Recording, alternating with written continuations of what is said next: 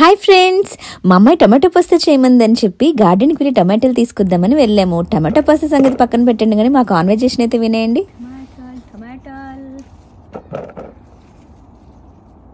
ఈరోజు ఎన్ని ఎక్స్పెక్ట్ చేస్తారండి టమాటాలు?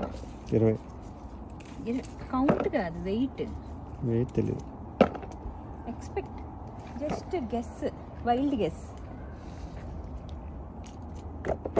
చెప్పు. వైల్డ్ గెస్ చెప్పు. 2 kilos అంతేనా?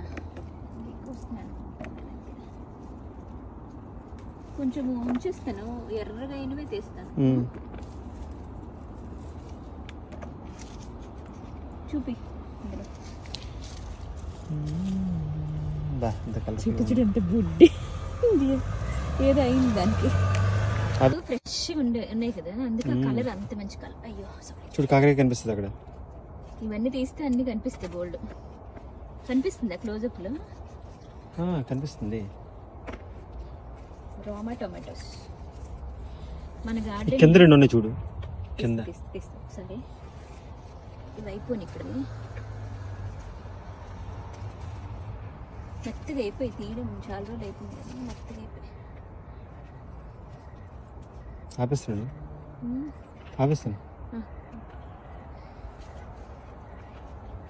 Waste space.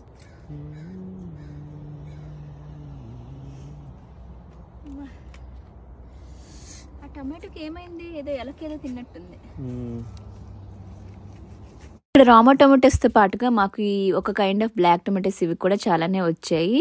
సో ఈ 2 టొమాటోస్తో కలిపి నేనైతే కొంచెం యూస్ చేసుకుని పాస్తా చేశాను. జనరల్గా చాలా టొమాటోస్ వస్తూ ఉంటాయి. నేనైతే టొమాటో రైస్ కానీ టొమాటో కర్రీలో వేయడం, సాంబార్లో, ఇట్లా జనరల్గా మనం చేసే రెసిపీస్ అన్నింటిలో వేస్తాను. మీరు ఇన్ని టొమాటోస్ మీ దగ్గర ఉంటే ఏం చేస్తారు? నాకైతే ఎన్ని టొమాటోలు ఒకేసారి చూసేసరికి పిక్కిల్ పెట్టుకుందామని థాట్ వచ్చింది. సో అయితే 1 కిలో పిక్కిల్ అయితే పెట్టుకున్నాను. చాలా అంటే చాలా యమ్మీగా వచ్చింది. కలర్ చూసారా? గుంటూరు కారం వేసి చాలా స్పైసీగా చేశాను టొమాటో పిక్కిల్. చాలా టేస్టీగా వచ్చింది. ఇది ఇంకా కొంచెమే మిగిలింది, ఆల్మోస్ట్ ఫినిష్ చేసేసాము. సో ఇంత యమ్మీగా పికిల్ చేసుకున్న తర్వాత ఇంకా ఆగలమా మనము? సో వెంటనే వైట్ రైస్ పెట్టేసుకొని ఈ పికిల్ అంతా తీసేసాక ఆ బౌల్ ఉంటుంది కదా, అందులో వైట్ రైస్ వేసి ముద్దలు కలుపుకొని తింటే ఉందండి. అబ్బబ్బబ్బబ్బా, ఈ విజువల్స్ చూస్తుంటేనే నాకు నోట్లో నీళ్ళు వచ్చేస్తున్నాయండి. సీరియస్లీ, మనం జనరల్గా ఏ పికిల్ చేసుకుని ఇండియాలో ఇలాగే ముద్దలు కలుపుకొని పెట్టుకుంటాం కదా, ఆ టేస్ట్ వేరే లెవెల్లో ఉంటుంది. ఈరోజు వీడియో మీకు ఎలా అనిపించింది? నచ్చితే please like, share and subscribe. Thank you.